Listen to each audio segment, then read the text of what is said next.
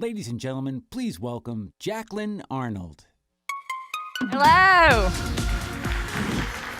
Thank you very much. Glad to see it. Everybody's still here and not in the casinos. Listen, I wanted to come up here and talk to you today about bets. We heard a lot about bets in Matthias's and Chuck's keynotes. Unfortunately, I listened to Matthias's stats last night. I gave up the slot machines. Somebody taught me how to play craps. And I learned why they call it craps. They said, wait, just let her roll, not me, someone else with us. Let her roll, she'll do great. She rolled a 7, we looked up, the table was empty, everybody left us, and we all said, oh crap, and I lost all my bets. So I can't really talk to you about bets today, but what I can do is I can do a magic trick for you and hopefully get me some more chips back so that I can gamble tonight. If you look, I've got this glass here with a match in between, and of course I'm shaking, and I'm gonna say a prayer in just a second. I've got this match in between. Does anybody have any suggestions on how I can get these poker chips out so maybe I can redeem myself on the blackjack table tonight? Come on, somebody has a suggestion. Just lift it? I'm not that coordinated. So I'm gonna go with what we did in rehearsal. I've got some extra matches here. So I'm gonna light it if I don't burn this place down. Oh Lord, geez, please let it work. I'm gonna light this, and I'm gonna catch this match on fire, and I'm gonna pray really hard that this works, and I get to gamble tonight. Look at there. I did it, woohoo! Now I can go relax. Basically, what I'm trying to demonstrate is that was a complex problem. We don't always have to have complex solutions to our complex problems. They can be very simple. We need to think outside the box, and we need to start doing this with how we are changing and getting operational efficiencies in the process industry. Time is running out. With profitable growth that has been flatlining in recent years, companies are striving to innovate faster and faster. And it's not just about increasing growth and profit, it's about the longevity of your company, whether you're going to stay relevant or not. We've exhausted the traditional levers of what we used to do with expanding and collapsing our sales force or our workers, looking for little changes in yield. We've got to go to bigger changes now. Fortunately, I have these two beautiful daughters, 11 and 15. They look innocent, but sometimes I have to think outside the box with their traditional levers in terms of punishment. So used to, in the 1990s, we took away TV. My kids don't even care if you take away the TV. They watch everything on their iPads and their phones, right? So what you have to do is you have to get them with where it hurts the most, and that's with friends and technology. Has anybody ever heard of a Snapchat streak? Do y'all know what I'm talking about? If you have kids, it's every day you snap someone, they snap you back, and you get one, and you add it up. When my oldest daughter, that's 15, has 370 Snapchat streaks with her friends, she gets grounded, I take that away, and it goes back to 0. It's very effective. That's how we look away from traditional levers, and this is how we need to start doing this in the process industry to grow margins and stay relevant. Fortunately, as we're looking for new levers, we have a burst of data, connectivity, and analytics that is hitting us. As many agree, this is the secret sauce, much like the Alabama barbecue sauce we have, to stay afloat in these uncertain times of disruption. We need to set bold aspirations. The changes that we make, we need to be sure that they happen in a timely manner and do not just reinforce the status quo that we heard about in Matthias's keynote. We don't want to get stuck in the fast churning waters of the digital adoption and changes, and we need to establish a sound set of use cases that we can move forward, not with technology first, but what are the outcomes and the business value we're going to get from those technology changes. I want to talk to you today about 4 things. Sorry, I can't count. Start-stop syndrome, critical shift, utopian upset, and dirty data secrets, which I should wake somebody up if they're out there asleep. These are challenges that Hexagon PPM has realized that the process industry is struggling with. We have solutions that we're bringing to you today to specifically to address these challenges and bring you quick time to value. So if we think about the start-stop syndrome, as an example, we've all been blessed with home improvement projects, I'm sure, that stress everybody in the family. Recently, I purchased a house. I had 18 blinds. This is not my house, although I wish it was. I have 18 blinds that I needed to install. So I called my best handyman, my dad, to come over. He comes over and helps me with a lot. I thought one day all blinds would be up and installed. Boy, was I wrong. We went 6 different trips to Home Depot. 2 weeks later, we had all 16 blinds installed. Had I had technology to know that the facings around the windows were not made of wood in my brand new house, they were made of a different material that was hard to drill into. Had I known that Home Depot was going to run out of the size blinds that I had, or had I known that the top is not going to measure the same as the bottom. If all of that was digital, we would have had that done in one day, and my dad probably could have stayed in Decatur and we did it through remote assistance. But that wasn't the case. In the operations and maintenance, we see this. Our technicians are given typically one puzzle piece of 5 that they need in order to complete a task. It creates doubt as they're completing and troubleshooting. And this doubt leads to misdiagnosis, slower productivity, and higher cost. If we could take away their doubt and empower our frontline workers, you would produce value, and you would be installing the blinds in one day versus 2 weeks like I went through. We're partnering with many clients on connected worker strategies. This is about empowering the frontline workers and increasing their efficiency so that you have quick time to value. Oh, crap. Hey, Pat. Hey, what time did you need me today? What time are we presenting? Yeah, Pat, I'm in my keynote right now. Right now? Yeah. You think you could come? All right, I'm just wrapping up something important here real quick. I'll be there in 1 minute. Yeah, so as I was saying, quick time to value. We're empowering those frontline workers. Pat is one of our connected workers, Pat Harrigan. I've asked him to come in and speak and help us understand what we're doing with these strategies and the values we're getting. Here he comes. I see him coming, Pat. Get a little hop in my... Come on, boy, run.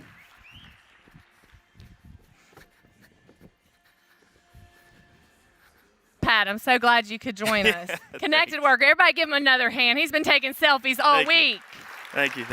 Yeah. Hopefully I don't have any pizza left in my beard. No. No. Okay. All right. Well, you know, Pat, talking about selfies, I saw this selfie the other day, but you don't look much like this guy.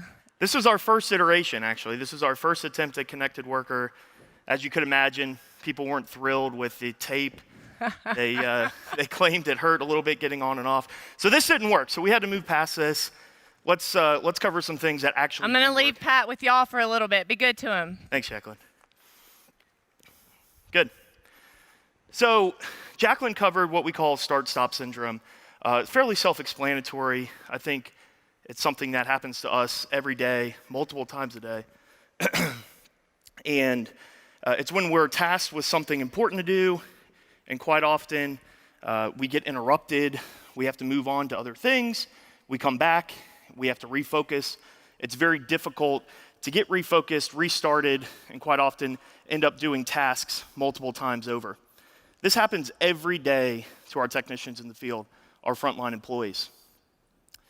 If you could imagine, this recent study by Booz and Company said that industrial maintenance technicians only spend 20% of their time on wrench time on tools, which means that 80% of their time is spent doing other things, what I consider non-value added work in most cases. So how do we address this? This is obviously a big issue. If we were to compare our industrial technicians to equipment or assets within our facility. Now let me add a disclaimer. By no means do we want our employees to be equipment, assets, machines. but bear with me for this example. We would say they're operating about a 20% efficiency, right? And most of us have worked or work in production facilities. If you had any asset that was operating at 20% efficiency, that would likely be your highest priority to fix, right? And then we come back to our connected employees, our non-connected employees, as it resides today. How much time and effort is being spent on increasing the productivity for those folks so that they can become more efficient and more productive? Not that much. We spend a lot of time with our customers, and there's a lot of room for improvement there. So that's what the connected worker strategy is all about. Let's dig into that a little bit more. From a definition standpoint, it's fairly self-explanatory. It's using modern technology to get the right data at the right time to the right people in the right context. We have all these back-end data systems that have historical information, 10, 20, 30 years of data, but yet it's very difficult to access that information and utilize it in the field today. So again, right information, right person, right time, right context. So as you see, and hopefully have seen over the past week or a couple days, I'm dressed in our connected worker getup. This is equipped with my RealWear headset. If you haven't had an opportunity to see this, we're demoing it in the zone, as well as RealWear is a partner of ours, and they're in the zone as well. Obviously, phones and tablets are very important to connected worker. Using things like environmental sensors, AR and VR, all things part of this connected worker strategy that we're going to be talking about moving forward. Good. So we call it a connected worker strategy because it's not one thing that's implemented and then we're done with it. It's something that will continue to grow with us over time. In fact, I would be willing to bet that all the different customers within this room would likely implement a connected worker strategy a little bit different. You see all the different technologies on the screen, from wearables to phones and tablets to sensors to fully autonomous processes. I'm sure many of you have probably piloted, tested, or are currently using some of these technologies. We find that there's different levels of maturity within our customer base and different areas where we can deliver value. I think one of the easiest, Jaclyn mentioned low-hanging fruit, places to start is with mobility. And there's a few reasons for that. We're all comfortable with phones and tablets. I think everyone in this room, it's 2019, I'll go out on a limb and say everyone in this room has a phone with them right now. It's a comfortable technology. The training and learning how to use it is very minimal. It's a proven technology. And utilized, especially in other industries like manufacturing and construction, there's tangible returns that can be expected when utilizing mobility to get data out into the field. Now, one problem we quite often see is that we take an existing business process and try to put it on a tablet and hope that we get big returns out of it. One thing we have to always keep in mind is when we're doing this type of transition and digitization, we need to take advantage of this. We need to look at all the information we have available and say, you know what? If we could get to this data, what would that look like in a net new process, right? If we could reimagine these business processes, what's the value that that would bring ultimately? So with connected worker strategy, I would absolutely encourage you to, with modern technology in mind, such as mobility, wearables, headsets, sensors, reimagine how work is done today and look at how you use technology in the consumer world and how you can easily transition that into your existing business processes. So let's break down real quick how Hexagon PPM helps to achieve this. So many of you might have heard of the Exalt platform, the Exalt framework. It's something we announced at last year's Hexagon Live. Basically, from a mobility perspective, it enables you as a customer to integrate to all of your existing PPM applications as well as any third-party applications in one unified user experience, provide that data out to the field in both a read-write capacity so that we can drive productivity and process improvement. Being able to do things like work orders, work order management, your inspections, your procedures, gain asset information, obviously view our engineering documentation. We have so much data in our back-end systems, we need to do a better job utilizing that. I think there's some quick home runs that we can hit utilizing this, especially around operations processes, obviously maintenance, we talked about a lot today, health and safety processes, as well as inspections. So let me show you what this looks like. So Exalt is a single application. You download, you get what's called a workbench, which is a series of applications specific to your role within the organization. Here's a list of work orders coming from SAP PM. We can match work instructions with that from a completely separate system. We can also bring in our engineering documentation, obviously from SDX. And again, it's a unified user experience for our end user. They don't have to go looking for all this data, JSAs, checklists, audits, health and safety inspections, be able to do markups, red lines, take photos, all in one user experience. So pretty cool stuff.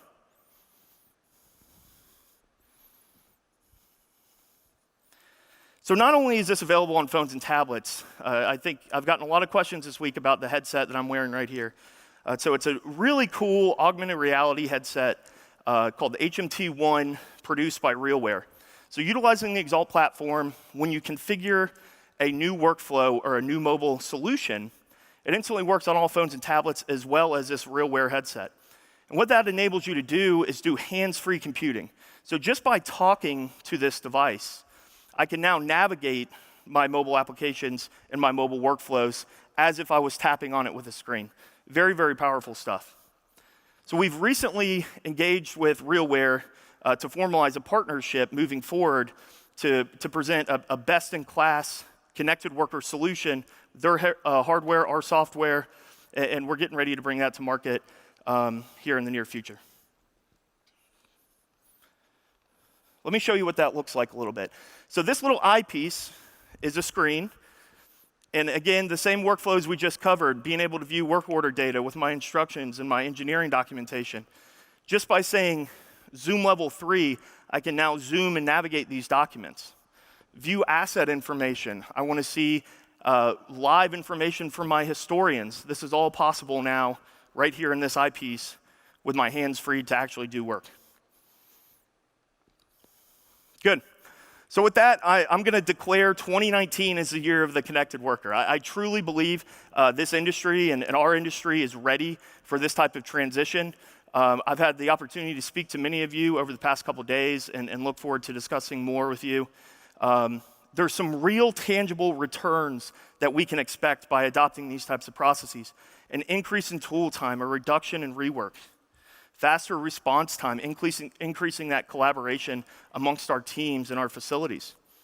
What all that leads to is ultimately increase in productivity and a reduction in OpEx. So we look forward to partnering with you all to be innovative, think big, but start small. We do have a connected worker session this afternoon at 4:30. And with that, Jaclyn, I'm going to go take some more selfies. Thank you. Thanks, Pat. Some interesting stuff. I wish I could wear those boots. These heels are killing me.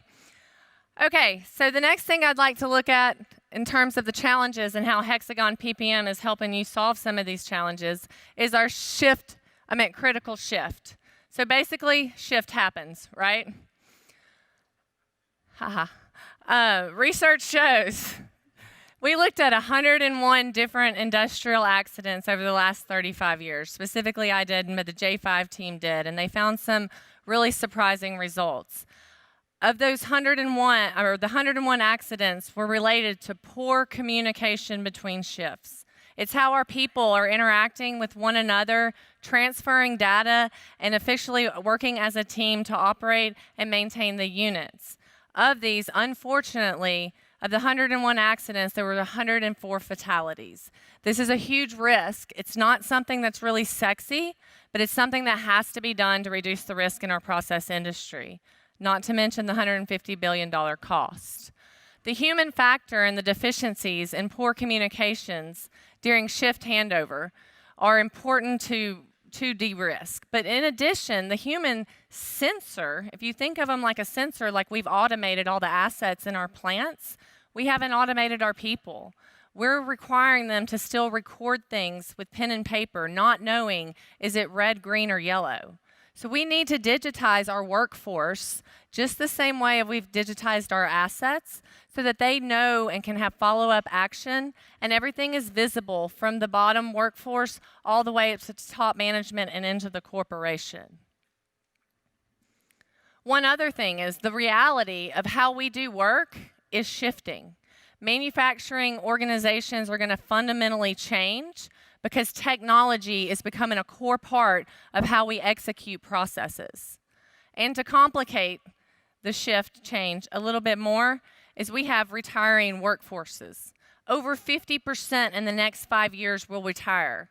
What that means is our tribal knowledge is walking out the door, and we have our new expectations of the newer age generations walking in. Here's another example. I like picking on my 15-year-old. So I'm teaching her to drive, which is very stressful. We're in the car the other day, and we're in a 40 mile per hour. And I said, how fast are you going? I knew she was speeding. The heavy foot, I think, she gets from her dad. But she was going 53, and she claimed that she didn't know how fast she was going because the digital speedometer was not up. It was tracking how much gas she had. She did not want to read the analog speedometer. So as we struck a conversation, and I'm thinking about the keynote and planning, I asked her, I said, what about reading clocks? And she admitted that she knows people in school that cannot read a clock. So this expectation of the people walking in the door, there's 9 billion people using cell phones, and when they walk in the door, they expect to do the same thing in the way that they do work. With that, I would like to invite Rob Bancic, Vice President of Sales from InSource Solutions, up here to talk to us about the critical shift and how he's seeing clients solve it with our technology. Thanks, Jaclyn. Thank you. Good afternoon. As Jaclyn said, I'm with InSource Solutions, and while we're new to the Hexagon family, we're not new to Shift Excellence. We've been a J5 partner for years. But before we go there, imagine with me, if you would, that you're a cross-country coach. You're about to take a 5K run with your team. It's through a park. You just have to set a nice tempo with a little bit of a sprint at the end. Many of you are probably sitting there thinking right now, well, not that much of a big deal. I could do that. But wait a second. Race day's here, and something's changed. No, many things have changed. It's no longer a 5K, it's a 10K. It's no longer an individual race, it's a relay. It's no longer one race, it's 3. And oh, by the way, your teams aren't allowed to talk, and they can't communicate between the races. And at the end, you get a paper map. Now, owner-operators, does that sound ridiculous? Or does it kind of sound like a typical manufacturing day?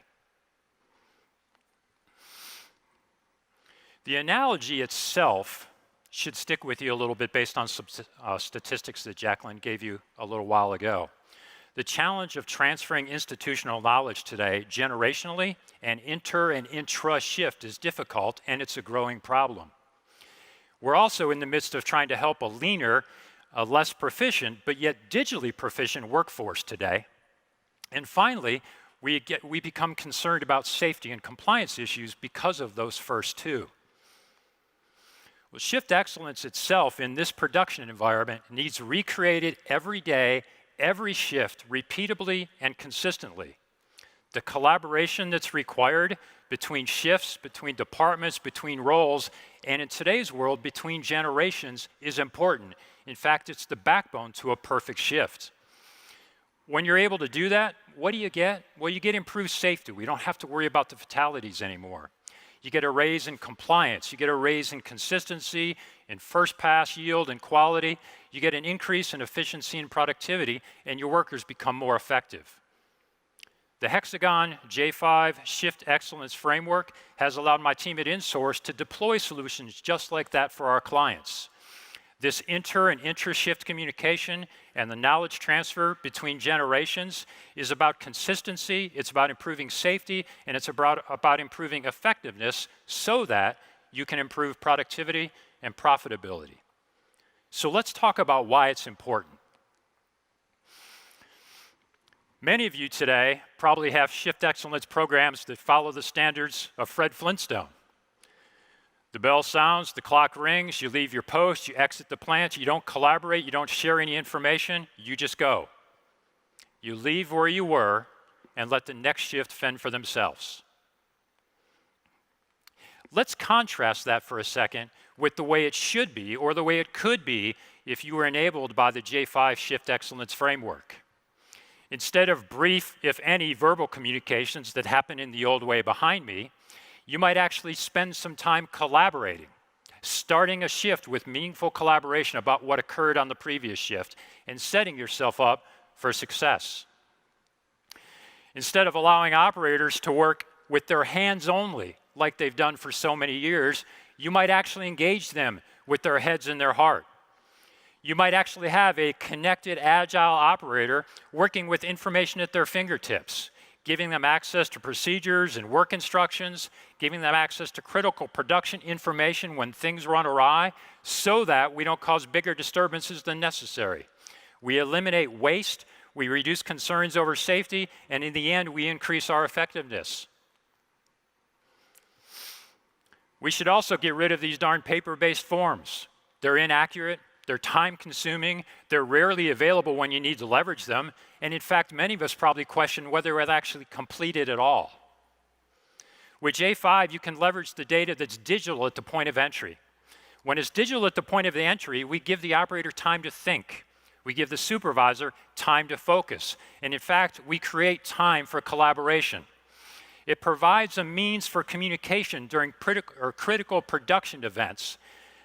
It allows for management to become focused on trends and changes that need to occur. Digital at a point of entry changes the game. And if nothing else, it gives your automation a chance.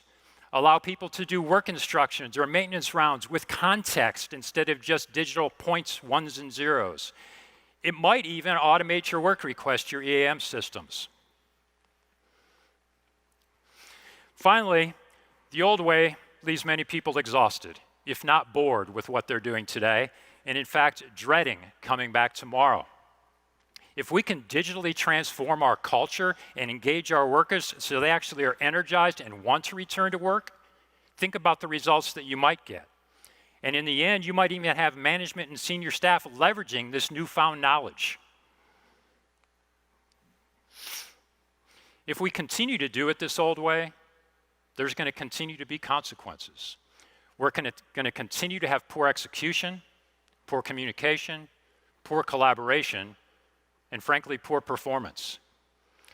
But there is a positive outcome. Shift excellence itself can create more production for you. It can create higher first pass yield and better quality, a more effective workforce, and in fact, give you the inability to hire that next generation of worker. Shift excellence simplifies a process that used to take hours. Teams now work with data that's digital at the point of entry, they address anomalies, and they effectively communicate in real time. Perhaps driving shift excellence is a success because it focuses on your workers, their knowledge, and their expertise. Why don't we engage them?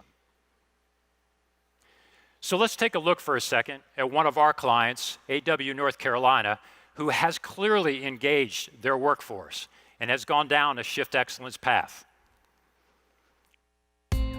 Right now, we are digitizing that automation and around MES in particular to help to make the manufacturing operation more efficient and effective. It also allows us to understand our line leadership, are they approving when they should be approving? It's also really helped with our shift handovers. Understanding what happened on the shift before can really help the current shift tackle the problems that they may see. Utilizing the J5 forms, we can now get that data digital at the point of entry, whether that's from the MES system or typed in by the operator. So the problem with the paper form, we didn't know if they were using it right or wrong. If there was nothing on it, obviously they weren't using it, or the line was running perfectly. We had no idea. So now we are able to understand, are they using our MES system?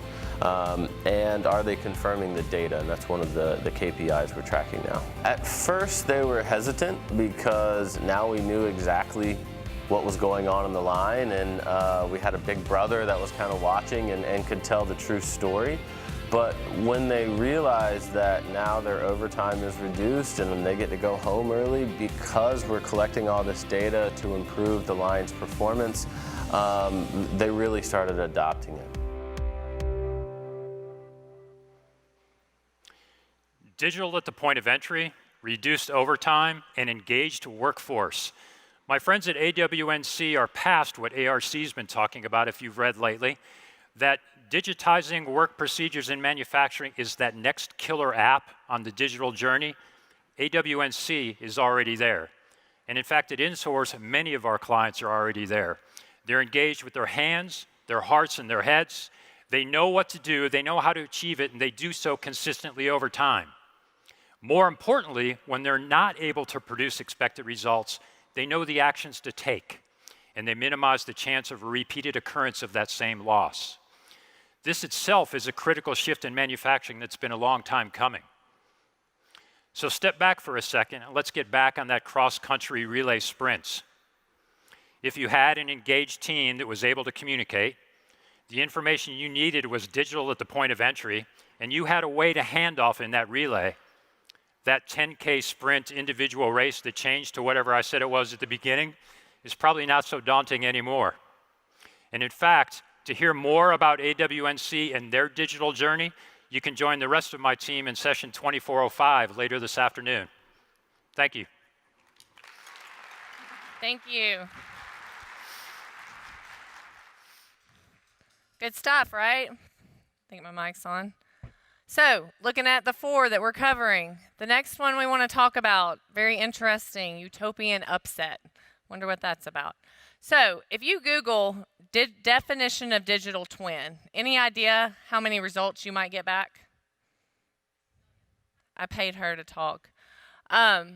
You get 483 million results for digital twin definition. Digital twin is different for everybody.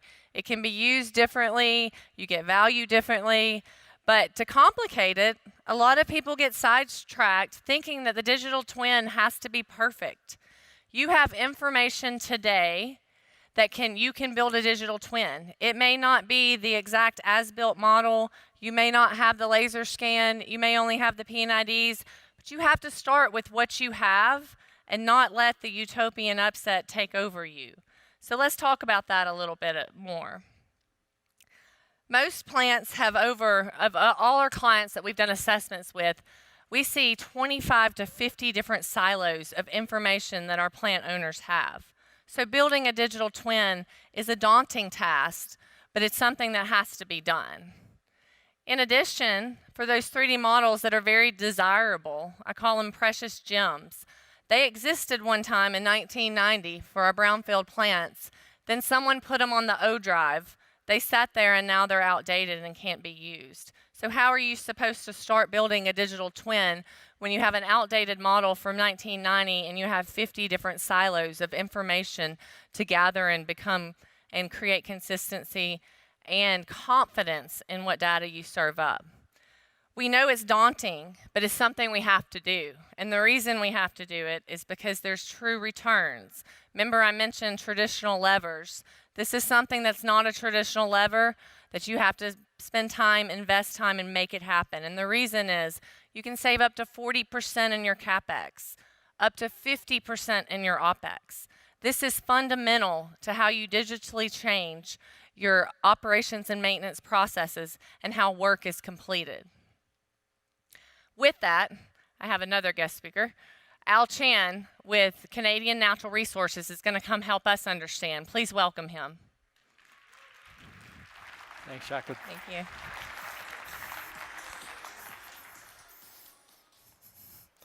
Good afternoon, everyone. My name is Alan Chan, and I'm manager with Canadian Natural Resources. I want to thank Jaclyn for inviting me to be part of this keynote presentation. And I look forward to sharing some of our successes we had with the digital twin or the operational twin. Canadian Natural Resources is one of the largest oil and gas producers in Canada. I've left some statistics up on the slide for you to read. I'm certainly not going over it line by line. The operational twin that I'm going to talk about refers to our Horizon Oil Sands facility, a 250,000 barrel per day production site. Our digital twin contains over 28,000 models, 800,000 discrete tags. We've modeled over 900 kilometers of piping, and it was actually the engineering model that was used to build our facility. In the early 2000s, we committed to engineering our facilities regardless of who the EPCs were, using a standardized set of engineering tools with strict adherence to standards on formatting and application. By 2014, with our major capital programs coming to an end, my team was challenged by my boss to leverage the information available in our model. We had to view our model in new and different ways, that it wasn't something that could be used only by the engineers. We felt at the tactical level, the information contained within the digital twin was valuable. We could see that by making it accessible to all, we could use this to help various people in our operations and our maintenance. So we set out to deploy all the information to every device and add features to it so that it would make it easier and more valuable to use by all. This is a sample of what anyone can get on a device of their choice at our facility. Anyone from an operator to a maintenance technician to the vice president can pull this up on their desk, fly through the digital twin, and pull up any engineering documents related to the equipment that they are working on. With this as a basis for our digital twin, people throughout our operations come up with new uses for it, forcing us to continually evolve. If we start out with the digital twin 1.0, we're probably working on 1.4 right now. People naturally gravitate to working in a 3D environment. The improved accessibility opens new ways of viewing our facilities. We never would have arrived at this without realizing that our digital twin is much more than an engineering model. We understood that a digital twin, to be successful in operations, requires to constantly work at understanding what our stakeholders wanted. Because we are in a unique position where many people had difficulty understanding what we had to do. We had to constantly try to do different things to meet their expectations. Our mantra became fail fast, fail often. And we do this with surprising little people. We do this with skunk works. And that refers to the fact that if we can free all this work up from the usual multi-layer corporate approval process with all the overhead involved, we can do this with surprisingly little cost. This display that you saw here, the interfaces, this was put together with a team of one. And of course, we can't have this discussion without discussing augmented and virtual reality. Here's a snapshot of one of our distillation towers hovering over the conference room. And of course, that's assuming that you're wearing the HoloLens, but that's what we can do today. And virtual reality. This is what we can do today. Now, the important fact that I want to emphasize to everybody that this comes from our digital twin. It wasn't something that we just produced from a blank sheet. Our vision is to use the digital twin to become our virtual reality environment. And if we're at digital twin 1.4, virtual reality will make us digital twin 2.0.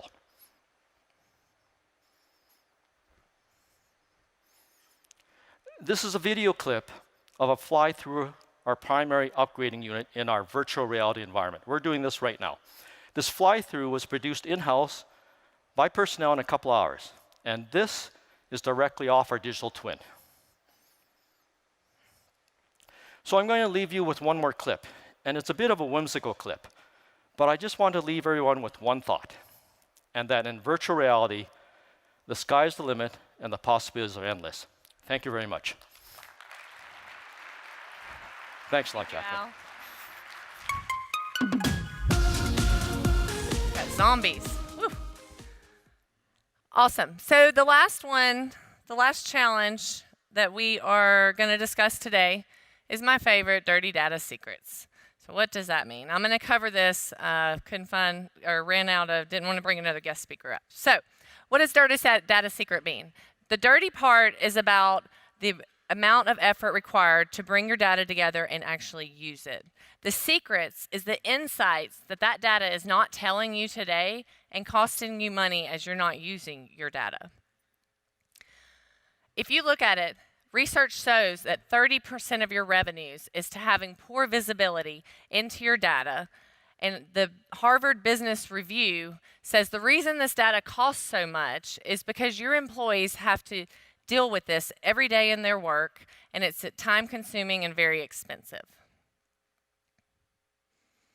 These are the most common challenges that we've discussed somewhat today already into why you're not able to tap into the vast amount of information that you have to create that holistic operating view to get insights and make better decisions. The current state is a huge barrier to how we move and access real-time data to make these decisions and give these actionable insights. While most enterprises have a data strategy, we heard that in Matthias's keynote, he doesn't meet anybody that doesn't have a strategy. We've had a hard time scaling technology to keep up with the sheer amount of information that we currently have and what's coming toward us just as fast as it can. PPM is solving and helping clients solve this problem with our situational awareness platforms to deal with and get actionable insight from these data. Situational awareness was first coined in World War I. It was really about getting awareness of your enemy before your enemy got the same awareness about you. Today, we define situational awareness as leveraging the data throughout the organization so people can understand deeply what is happening and what the future implications of what's happening are going to be. Let's look at a few different examples of how situational awareness is being utilized today. In the airlines, they work harder than ever to save money and cut emissions while ensuring the safety of their passengers, so they say. The goal is to get their passengers from point A to point B as safely as they can. Seems pretty simple, right? However, as you know, there are way too many things that can affect your travel plans, such as weather. If you've ever traveled to the East Coast, you know that storms can pop out of the middle of nowhere. Let's take a look at how airlines are using situational awareness to deal with these unexpected events. This is a real-time situational awareness decision-making tool. The airlines implemented. They have a global outlook of all the flights and the flight plans. Impacted flights by different weathers can be highlighted on the map in red and on the bottom. It will suggest different alternate routes and display the information related to the cost and the delays and the distances for the flights that are affected and being rerouted. If we look into mining, situational awareness they're based on, situational awareness matters because decisions are based on the situation. It is not purely if X, then Y. So we have to give them the technology and data to be able to make decisions dynamically. In the mining industry, it's very important that they have an integrated approach to respond to the risk that they have in their environments. In this video, I'll show, you can zoom in to the port and you can see the assets in a 3D model. If you zoom out, you can see the routes and the locations of trucks and mobile assets. You can also zoom in to see the terrains, take measurements so you keep your people out of the field. Let me let it catch up. And then you can also perform troubleshooting, pulling up information about your assets on the fly, digging into more details, or actually pulling up how is it performing at this point in time, or how is it in the past or in the future. You can also pull up live video camera coming in to see what's going on in the field without sending your people out. This is reducing risk dramatically in the industry, and it's giving everybody the tools and the information they need to know what's happening and what they need to do next quickly. This is simple, but yet so powerful from what we saw. We actually use situational awareness to help plan for Hexagon 19 based on our data from 18. If you look, you can see a heat map here of all the geographical densities of our registrations from last year. We use this in determining, is there a better central location to limit traffic, accommodate our registrations better? I was really hoping we could go to Fiji, but I don't think the location changed. As you can see examples of these different scenarios, let's see how you can empower your workers in the process industry with situational awareness. Would it not be a true game changer if you could make an inexperienced operator as effective as your experienced operators today? For example, permit data. We can visualize permit data as we make decisions on approving new ones, revoking permits and stopping work over time. Here's a 3D model of an oil rig associated with the permits that are being visualized. As you scroll through time, you can see the density of the work along with the type permits or statusing by color codes on the right side, whether it's hot work or different type permits. You can also see the heat map in the oil rig to help you and operators and superintendents make decisions on approvals and executions of work. You can select the permits, you can search for the type permits, the work that's going on, access any of the information about it. So everything is at your fingertips as you're executing, whether you're in a day-to-day operations or during a turnaround, from the perspective of the work processes with permits. Also, one last thing, you can set volumes. So that permit is working on this equipment, but what is the scope that you have to block off for that work to be completed? Or what barricades, geofencing, do you need to put in place for that work? Situational awareness allows you to do this and serve it up to your people to execute more efficiently, faster, and start your plants back up on time. What do all these examples have in common? Of course, they're built on Hexagon's situational awareness platform called Luciad. This platform serves as an intelligent layer. It sits on top of your existing assets. Data you have today allows you to leverage new data that you may not be using, such as weather and other location information. You contextualize it for your users, creating that common operating picture so that they can make real-time decisions that are effective and they're reducing your cost and your risk. So what are the two business outcomes? I may have given them to you a little early. So we are creating safer workplaces through situational awareness. This is what we're helping our clients do. We are producing insightful operations because they have everything they need to make the decisions. The risk is reduced. They're able to optimize more and reduce OpEx through this insightful operations. So as we go back to the military, the soldiers were given everything they need to operate as an effective unit. This is the same thing that we need to do for our operations and maintenance today to create the picture of situational awareness and have them just as effective as the military. As you consider situational awareness or any of the technologies that we've talked about in this keynote, it's important to remember to be agile and follow through. As we heard some in Matthias's keynote, the cost of doing nothing or the status quo is no longer solely about profits and growths. It's about your being relative and the longevity of your business in the next 10 to 20 years. So key takeaways. We talked about these trends that Hexagon PPM is helping you with. The start-stop syndrome. Pat came up after he ate some pizza to talk about connected worker and how that's making your frontline workers effective and bringing value. The critical shift. We had Rob come on stage talking about how he's reducing risk and fatalities in units by helping digitize the human part of the operations and maintenance in our facilities. Utopian upset. Start with what you have. Does not have to be perfect. have a plan in place, and grow your maturity over time. There's value to be had today. And dirty data secrets. You have the data, let it give you the insights so that you have a safer workplace and that you have insightful operations. We at Hexagon, looking forward, we're doubling down in operations and maintenance. Over the next 5 years, we'll have offerings in all of the 5 areas of operations and maintenance using the most cutting-edge technology that is proven but appropriate for the solution to bring value to you. So we are here to help you at Hexagon on your journey to derive these values and stay relevant in the company while increasing growth and profitability.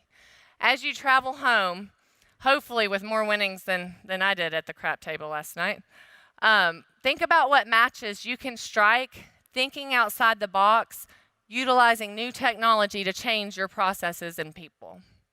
And with that, finally, our winners from our Connected Worker Selfie Contest. I appreciate everybody that participated. We saw some of the pictures when you came in. It was a lot of fun for Pat. I'm glad that he stayed busy the whole conference and got to meet all of you. And here you are. Congratulations to these winners that participated. Please come see us to get your iPad. And I hope y'all have a great rest of the conference. Thank you very much.